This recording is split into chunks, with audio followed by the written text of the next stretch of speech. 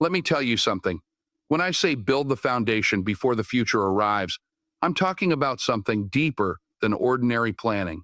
I'm talking about getting your life aligned, spiritually, mentally, physically, so when opportunity knocks, you don't stand there scrambling to find your shoes. Too many people wait for the right time. They say, when the new year comes, when I get a better chance, when life gets easier. Let me tell you from experience, the paint might look beautiful, the walls might impress your guests, but the first storm will reveal the truth. 2026 is not just a new year. It's a storm, a test, a moment of truth that will expose every weakness you ignored and reward every strength you developed. I've had seasons in my life where I showed up unprepared, where doors opened and I realized I hadn't done the work to walk through them with confidence. That feeling stays with you. It reminds you that preparation is not an option. It's a responsibility. Building your foundation means creating habits that hold you up when motivation disappears. It means waking up earlier than your excuses, working harder than your doubts, and staying focused longer than your fears. It means cutting off the habits that drain you, laziness, comparison, procrastination, and feeding the ones that build you, discipline, clarity, consistency. You cannot hope your way into a better year. You must build your way into it, brick by brick, choice by choice. 2026 is approaching like a train that doesn't slow down for anybody. You can either be standing on the platform ready, bags packed, purpose clear, or you can be the person running after it, breathless, wishing you had started earlier. Every day before that year arrives is a chance to lay one more brick, strengthen one more wall, elevate one more part of your character. Because when the moment comes, and you want to be able to say, I'm ready. Not almost. Not someday. When I say discipline over comfort, purpose over noise, I'm talking about choosing the path that doesn't clap for you, doesn't reward you right away, and doesn't feel good in the moment, but shapes you into someone unrecognizable a year from now. Comfort is a quiet thief. It slips into your life wearing soft slippers and whispers. Rest a little more. You can start tomorrow. No one is watching. But discipline is the voice that wakes you up before the sun and tells you, get moving. Your future is waiting. I've learned something in my own journey. Every dream, every breakthrough, every blessing demands a sacrifice. You can't keep feeding your distractions and expect your purpose to stay alive. The world is loud, phones buzzing, screens glowing, people talking, doubts shouting, but purpose speaks in a whisper. You only hear it when you silence the noise around you and inside you. And that silence doesn't come naturally. You create it by force, by choice, by practice.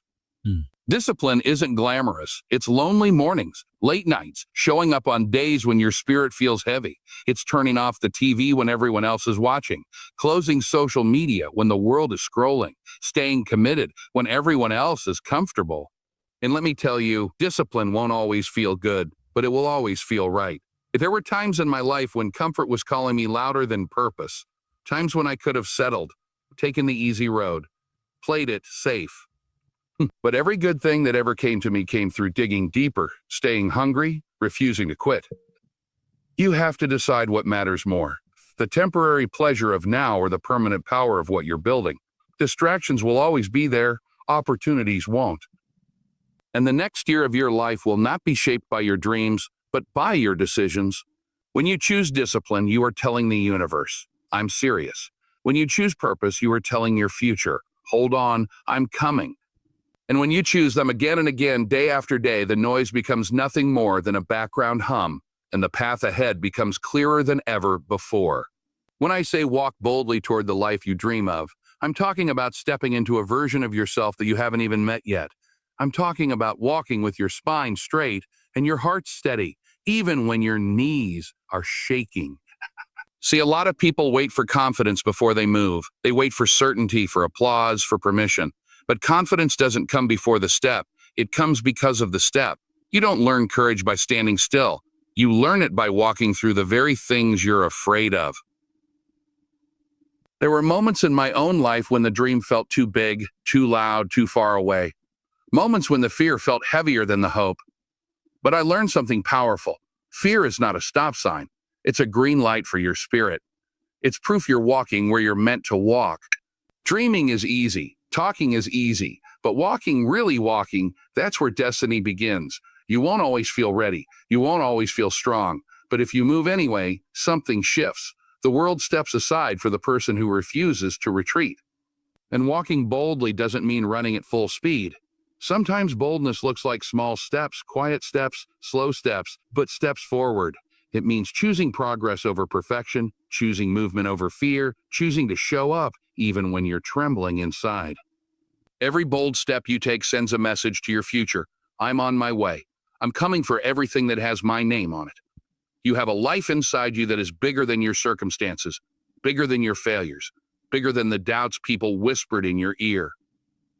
Walking boldly means trusting that the dream placed inside you was not an accident. It means remembering that hesitation builds walls, but action builds doors. And before 2026 arrives, you must open those doors with your own hands. On ends. Because your dream is not waiting for a perfect moment. It's waiting for a brave one. And that brave one is you.